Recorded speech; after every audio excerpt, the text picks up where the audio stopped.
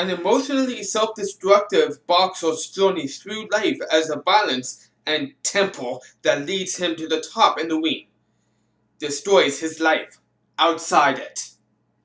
Hello everyone, welcome to another review. This movie review is gonna be on the movie Raging Bull. This movie came out back in 1980. The actors that are in this are Alan Malamud, Alan Joseph, Billy Varga, Bob Aaron, Candy Moore, Kathy Moriarty, Charles Gardiner, Charles Scorsese, Chuck Hicks, Dennis O'Neil, Don Dunkley, Frank Adonis, Frank Vincent, Fred Dennis, Gene LaBelle, Geraldine Smith, Gil Parkins, Harvey Perry, Jack Lotes, James V. Christie, Jerry Schramm, Jimmy Lennon Sr., Jimmy Williams, never know how to pronounce his name, Joe Pesci, one of the three, John Thomas, John Turturro, Kenny Davis, Laura James, Luciano,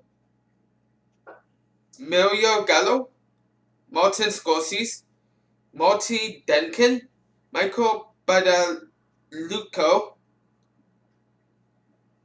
Nicholas Colasanto, Noah Young, Peter Fain, Peter Savage, part of the Savage family, Richard McMurray, Rita Bennett, Robert De Niro, Shay Duffin, Ted Hussein, Teresa Saldana, Thomas Murphy, Tony Lip, Victor Magnotta, Vincent Bobby, Wally K. Bones, and Walt LaRue. Peter Savage. I know him because he's the father of Fred Savage, Ben Savage. Yeah, that's the father.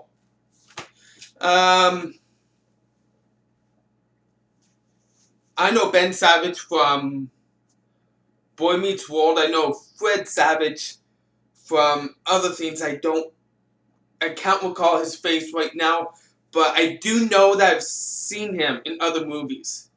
I just need a picture of him right in front of me. I'd be like, oh, that's him. That's him. But yeah. My thoughts on this movie. I just saw this for the first time. Never have I ever seen this before. Never. So my thoughts on the movie, I would have to say the story is actually very good. Very good.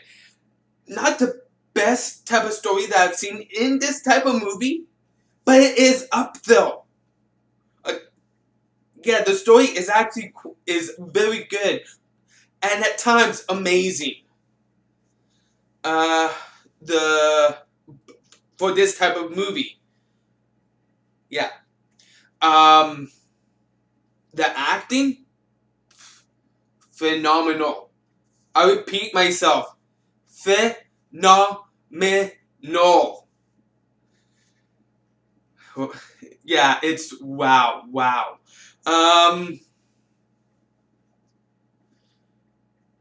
The graphics for its time,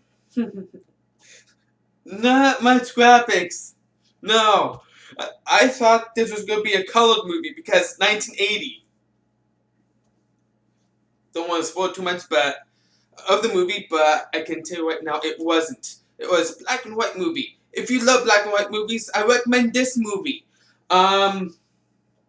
You gotta see it if you love black and white movies. I think personally, if this is actually one of the movies that if it was in color, it would have less appeal. I find less appeal because as I was watching this movie, I was actually contemplating on what it would look like in color, and like I stated before in one other review, normally I personally find that they, for most black and white movies, imagine what they could do in color. But there are some movies where there's an exception for me. I'm like, no, because I think it's gonna lose something. It was only one other movie that he said that in, and that was How to Kill a Mockingbird. Was it How to Kill? Yeah, I believe that's what it was. How to Kill a Mockingbird. Gregory Peck movie, if I remember right. And I feel the same way about this movie. I think if it was in color, it would lose something. It would lose something. And that's normally not like me for black and white movies.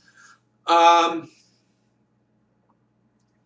in all, if I had to pick a certain actor that rose above all the rest, all the actors in this movie are just flat out amazing. So it's really hard to pick.